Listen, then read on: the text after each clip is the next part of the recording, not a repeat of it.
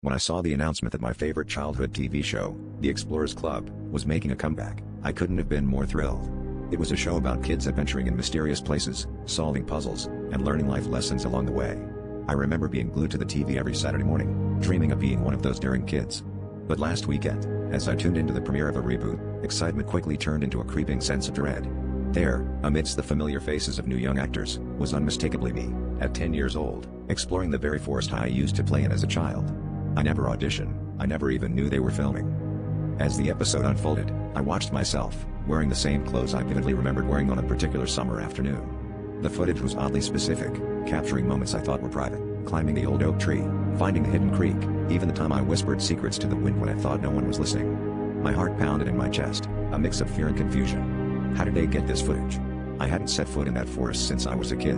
Gripped by a sense of unreality, I reached out to the network, hoping for an explanation, but my emails went unanswered. Determined to solve this mystery, I returned to the forest the next day, retracing my childhood steps. As I ventured deeper, the surroundings felt eerily unchanged, as if frozen in time. The whispers of the leaves sounded like distant echoes of laughter and secrets. I stumbled upon an old camera half buried in the underbrush, its lens cracked and covered in dirt.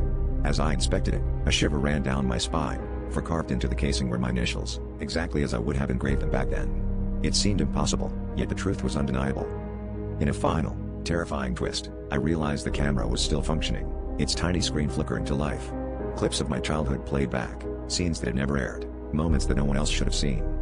But then, the footage changed, showing me as I am today, standing in that very forest, looking terrified and lost. The camera panned to reveal a shadowy figure standing behind me, just out of reach. I spun around, but there was no one there. I ran, heart pounding, knowing now that the Explorers Club was never just a show. It was a portal, and somehow, I had become both its star and its prisoner.